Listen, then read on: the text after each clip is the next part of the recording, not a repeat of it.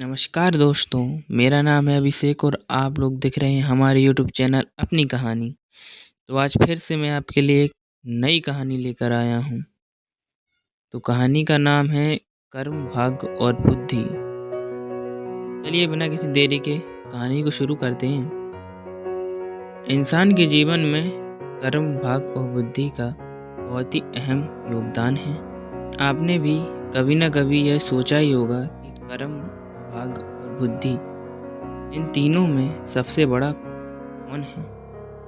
चलिए इस कहानी के माध्यम से जानते हैं। एक दिन स्वर्गलोक में कर्म, भाग्य और बुद्धि यह तीनों चर्चा कर रहे थे कि कौन सबसे बड़ा है। कुछ दिन बीत गए, लेकिन फिर भी यह तीनों इस बात का निर्णय नहीं कर पाए कि कौन बड़ा है। एक दिन नारद मुनि पास से गुजर रहे थे तो उन्होंने देखा कि कर्म, भाग्य और बुद्धि आपस में किसी बात को लेकर झगड़ रहे। तो नारद मुनि तीनों के पास गए और पूछा, आप तीनों इस बात पर इतना झगड़ रहे हो? कर्म, भाग्य और बुद्धि ने बोला, हे नारद मुनि, अब आप ही विचार कीजिए कि हम तीनों में से कौन महान है। नारद मुनि ने हंसते हुए कहा, ठीक है, लेकिन इसके लिए आप तीनों को पृथ्वी लोक में जाना होगा और एक सप्ताह तक साधारण इंसान के साथ रहना होगा। आप तीनों में से जिसके प्रभाव से उस इंसान का भला होगा, उसी को महान घोषित किया जाएगा। यह सुनकर तीनों पृथ्वी लोक में जाने के लिए राजी हो गए। जब तीनों पृथ्वी लोक में आए तो उन्होंने जंगल में एक गरीब किसान को पेड़ काटते हुए देखा।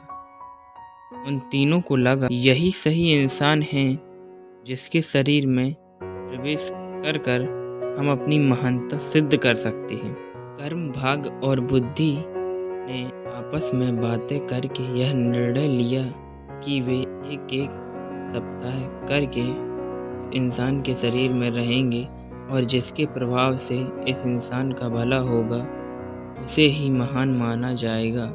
कर्म बोला, सबसे पहले मैं जाऊंगा और इस इंसान का भला करूंगा।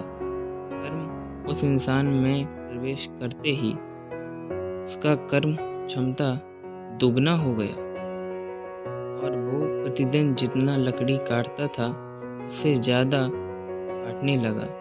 यह देखकर वह इंसान बहुत खुश हुआ। पहले से ज़्यादा लकड़ी तो वह काट लेता था, लेकिन वह उतना ही लकड़ी बाजार ले जाकर बेच पाता था जितना कि वह पहले बेचता था, क्योंकि ज़्यादा लकड़ी ले जाने के लिए उसके पास कोई सामान नहीं था।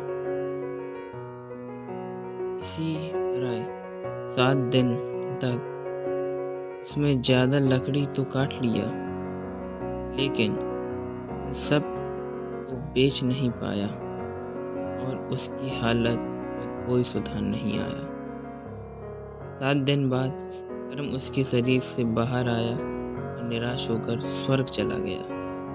यह देखकर भाग्य बोला, कर्म तो उसको धनवान नहीं बना सका, अब मैं उसको धनवान बनाऊंगा। यह कहकर भाग्य उस गरीब इंसान के शरीर में प्रवेश कर गया। भाग्य के शरीर में प्रवेश करने के कुछ देर बाद जंगल में उस गरीब इंसान को बहुत सारा धन मिला। उस धन को पाकर वह खुशी से झूमने लगा। धन को कैसे संभाल रखते हैं और कैसे सही जगह उपयोग करते हैं, उसका ज्ञान उसको नहीं था और उसने सारा धन खर्च कर दिया। 7 दिन बाद भाग्य भी उसका साथ छोड़ दिया और निराश होकर स्वर्ग चला गया। बुद्धि ने भाग्य से कहा, देखना मैं कैसे इसको धनवान बनाता हूँ। बुद्धि उस इंसान के मस्तिष्क में प्रवेश करते ही उसको ज्ञान की प्राप्ति हुई। उसने अपनी कुल्हाड़ी की धार तेज की और जंगल चला गया लकड़ी काटने। आज उसने पिछले दिन से कुछ ज़्यादा लकड़ी काटी और सारे लकड़ी को एक रस्सी से बांधकर खींचते हुए बाजार ले गया। उसने पहले से आज थोड़ा ज़्यादा पैसा कमाया और उस पैसे से उसने एक और कुल्हाड़ी खरीद ली। उसके पास 2 कुल्हाड़ी थी और जब लकड़ी काटते काटते एक कुल्हाड़ी का धार खत्म हो जाता था तो वह दूसरी कुल्हाड़ी का इस्तेमाल करके लकड़ी काटता। इससे वह पहले से बहुत ज़्यादा लकड़ी काट पाता था।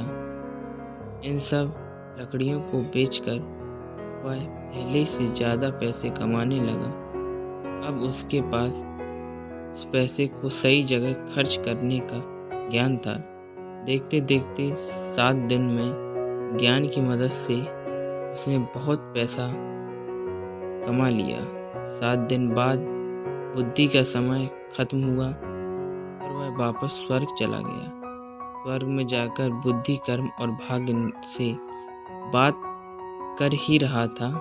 उसी समय नारद मुनि उनके पास आए और पूछा, आप लोग धरती पर गए थे, क्या हुआ? अब कर्म, बुद्धि और भाग्य। नारद मुनि कहते हैं, जी हाँ, हम लोग धरती पर गए थे और साथ ही कर्म और भाग्य।